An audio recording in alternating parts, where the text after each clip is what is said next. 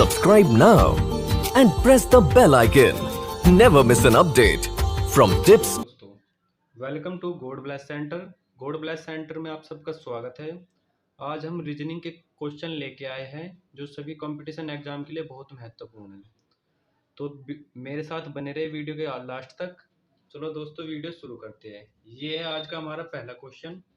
कौन सा वेन आरेख शिक्षकों मनुष्य छात्रों को सही प्रकार से प्रदर्शित करता है? इस प्रकार के रीजनिंग के क्वेश्चन सभी कंपटीशन एग्जाम में पूछे जाते हैं।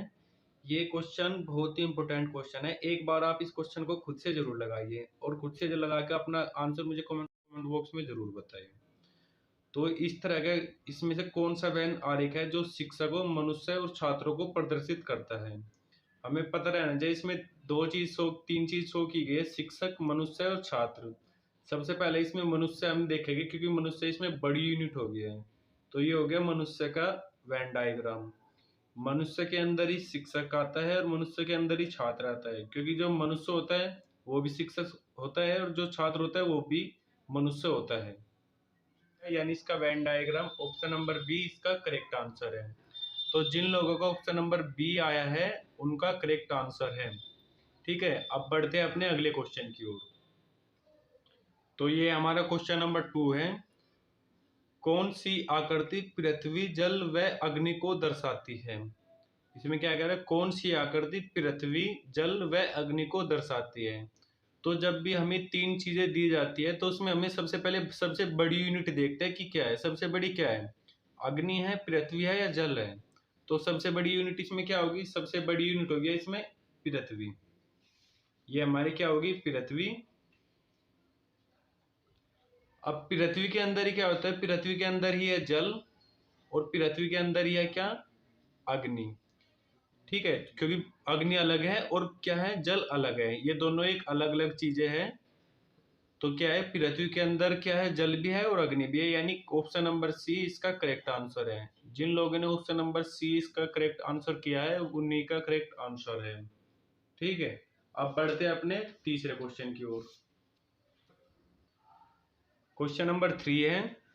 इसमें क्या करे, आम, सेब और फल, तीन आकृति, तीन चीजें दी है और इसमें इनका डायग्राम बनाना है। इसमें सबसे पहले क्या है, आम, सेब और फल, इनकी ट्रिक एक बार इस क्वेश्चन को आप खुद से कर लीजिए और अपना आंसर मुझे कमेंट बॉक्स में जरूर बताइए। क्योंकि अगर आप क्वेश्चन को खुद से करते हैं तो इससे ये पता लगता है कि आपकी तैयारी किस लेवल तक की है, उसका आपको पता चल जाता है। तो इस क्वेश्चन को खुद से लगा के मुझे अपना आंसर कमेंट बॉक्स में जरूर बताएं। सबसे पहले इनकी क्या ट्रिक होती है आप इस चीज को समझ लीजिए। आम, सेब और फल है, हमें सबसे बड़ी यूनिट सबसे पहले इनमें खोजनी है। तो सबसे बड़ी यूनिट कौन सी है, सबसे बड़ी यूनिट है इसमें फल। तो सबसे पहले हमें एक डायग्राम बना लेना है फल का, एक डायग्राम बना लेना है ऐसा। अब ये फल आ गया, फल के अंदर आम भी आता है और सेब भी, सेब भी एक फल है और आम भी एक फल है। यानी क्या हो जाएगा, सेब ये हो जाएगा और आम ये हो जाएगा। ठीक है, तो ये इसका डायग्राम होगा। ऑप्शन नंबर बी इसका करेक्ट आंसर है। तो जिन लोगों ने ऑप्शन नंबर बी करेक्ट किया होगा उनका आंसर करेक्ट है। अब बढ़ते हैं अपने नेक्स्ट क्वेश्चन की ओर। ये हमारा क्वेश्चन नंबर 4। इसमें हमें तीन यूनिट दी गई है, गायक, पुरुष और महिला। इसमें गायक, पुरुष और महिला दी गई है। तो हमें इसमें इसका आंसर बताना है कि गायक, पुरुष और महिला क्या है। तो इसमें सबसे पहले मैंने आपको क्या बताया था, सबसे बड़ी यूनिट हम लोगों को देखनी है। सबसे बड़ी यूनिट क्या होती है, सबसे जैसे कोई भी हमने बड़ी यूनिट ले लिया, इन दोनों में सबसे बड़ी यूनिट तीनों में क्या है, गायक। तो गायक, दो गायक पुरुष भी हो सकता है और महिला भी हो सकती है। लेकिन इसमें हमें क्या करना होगा, आप लोगों को, कुछ लोगों के दिमाग में ऑप्शन नंबर बी आ रहा होगा जो इसका इनकरेक्ट आंसर है, जो इसका रॉन्ग आंसर है। क्योंकि ये इसमें क्या है, हम यहाँ सबसे बड़ी यूनिट बना दी, फिर इसके अंदर पुरुष और महिला आ जाएगा, जो कि इसका एकदम रॉन्ग आंसर क्या होएगा। तो इसमें होगा क्या पे, एक बार इसमें समझ लीजिए। हमें सबसे पहले एक डायग्राम बनाना है, ये होगा गायक। और गायक क्या होता है, सभी जो है यहाँ पे, ये हो गया पुरुष। और एक डायग्राम ऐसे बनेगा, ये होगा क्या होगा, ये हो गया स्त्री, ये हो महिला।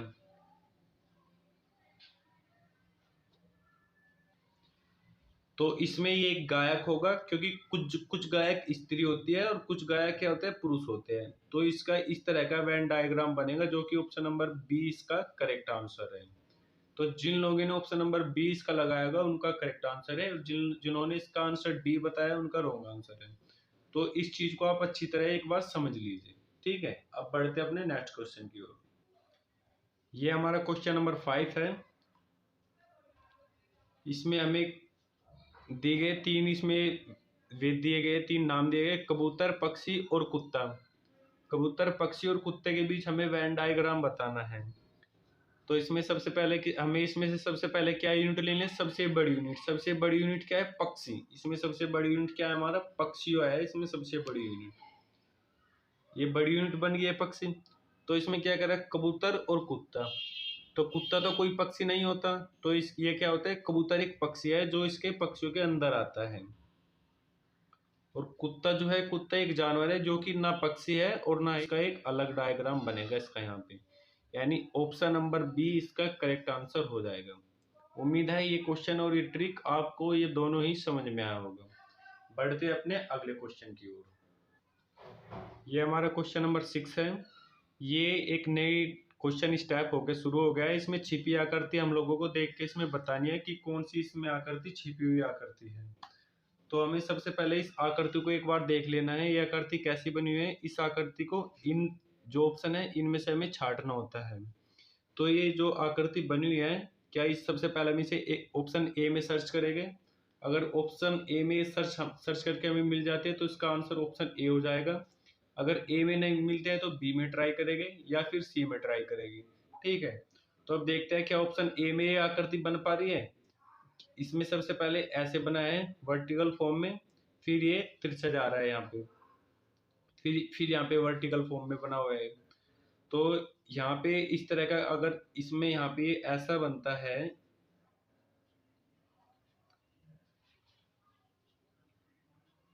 तो ये क्या है, ये यहाँ से इसमें हाफ में जाके यहाँ पे इस पे काट रहा है। तो इसमें ये आकृति इसकी नहीं बन पाएगी। तो ये आकृति कहाँ पे बननी है इसकी, यहाँ क्या यहाँ पे ये अप्लाई हो पा रहा है, यहाँ पे भी अप्लाई नहीं हो रहा है। तो इसमें ये पूरी तरह अप्लाई हो पा रहा है। आप देखो इसमें यहाँ पे बन रहा है, ये ऐसे हो गया और ये ऐसे, इसका पूरा कंप्लीट इसका डायग्राम हो गया। तो ये ऑप्शन नंबर बी इसका करेक्ट आंसर हो जाएगा। उम्मीद है ये क्वेश्चन आपको समझ में आ गया होगा। ये हमारा क्वेश्चन नंबर 7 है। इसमें हमें प्रश्न आकृति दी गई है और इस प्रश्न आकृति को हमें इन ऑप्शनों में सर्च करना है।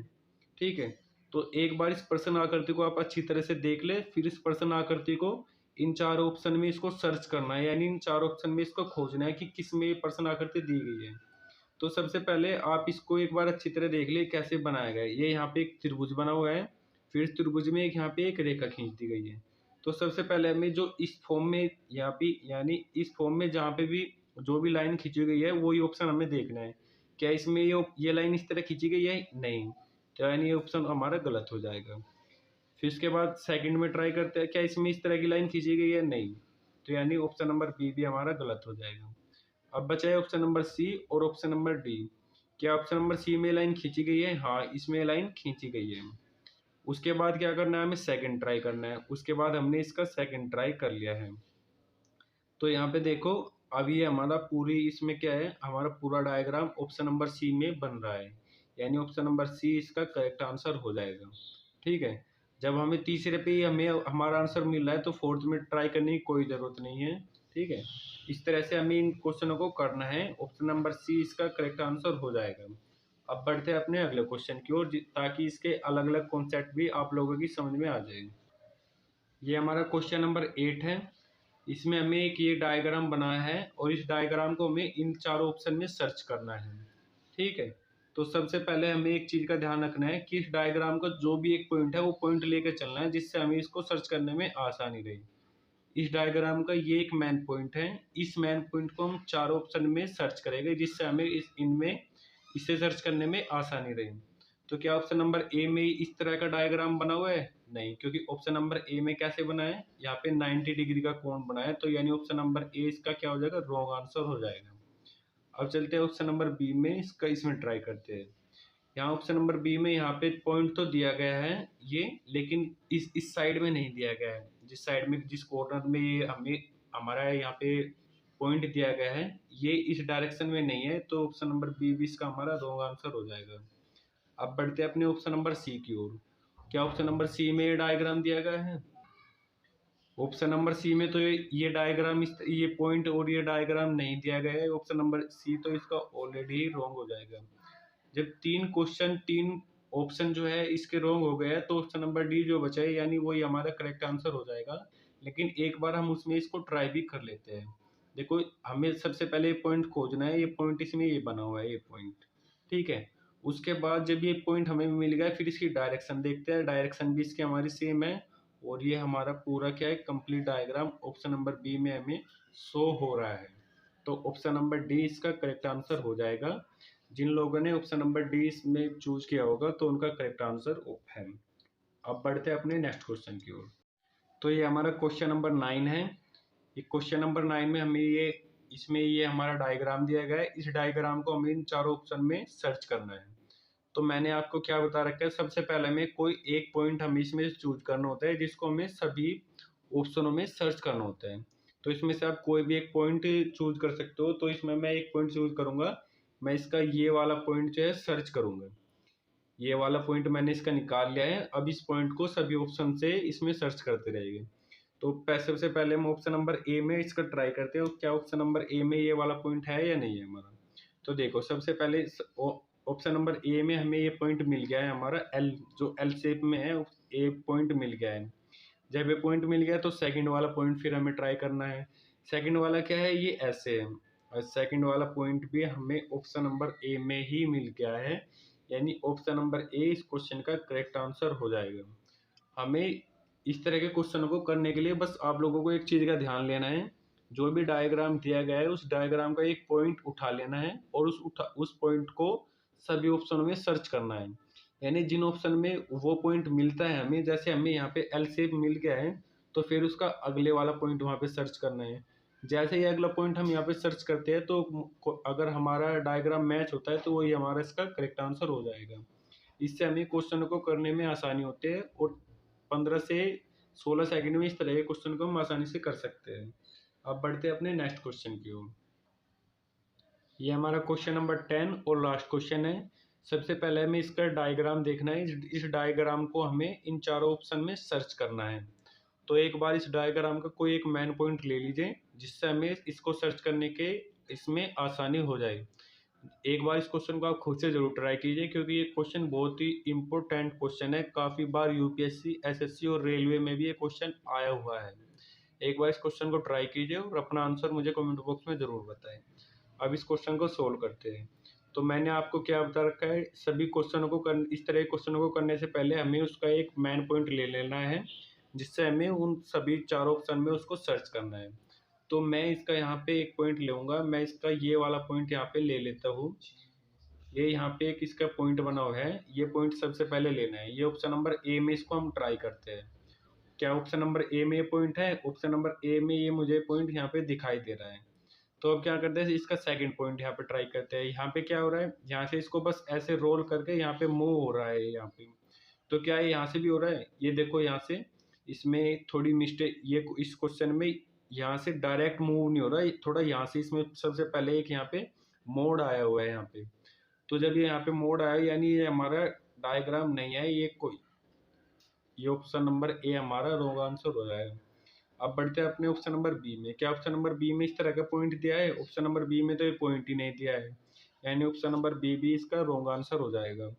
अब बढ़ते हैं ऑप्शन नंबर सी में। ऑप्शन नंबर सी में हमें पॉइंट तो मिल रहा है यहाँ पे, लेकिन ये पॉइंट क्या है, इसकी डायरेक्शन फिर दूसरी हो जा रही है, यहाँ पे रॉन्ग डायरेक्शन हो रही है इसकी। तो ऑप्शन नंबर सी भी हमारा रॉन्ग आंसर हो जाएगा। अब बचा है हमारा ऑप्शन नंबर डी, जो जबकि हमारे 3 ऑप्शन रॉन्ग है, तो ऑप्शन नंबर डी इसका करेक्ट आंसर होगा। तो ऑप्शन नंबर डी इसका हमारा करेक्ट आंसर होगा। एक बार ऑप्शन नंबर डी में इसको हम सर्च भी कर लेंगे एक बार। ये हमारा यहाँ पे मेन पॉइंट हमारा ये यहाँ पे है। उसके बाद बाकी का जो पोर्शन है, उस बाकी का पोर्शन यहाँ से उसी डायरेक्शन में मूव हो रहा है, यानी ऑप्शन नंबर डी इसका हमारा करेक्ट आंसर हो जाएगा। उम्मीद है ये सभी क्वेश्चन आपको समझ में आए होंगे। दोस्तों ये क्वेश्चन एक बार ज़रूर ट्राई कर लीजिए, इसे अपनी नोटबुक में ज़रूर कर रख लीजिए नोट करके, क्योंकि ये क्वेश्चन बहुत ही इम्पोर्टेंट और छटे हुए क्वेश्चन हैं। ठीक है, खान सर ने भी यह क्वेश्चन एक बार पढ़ाए थे, मैंने देखा था उन रीजनिंग के उसमें आए थे, तो एक बार इन क्वेश्चन को आप अच्छी तरह से पढ़ाई तैयार कर लीजिए। अब मिलते हैं अपनी अगली वीडियो में।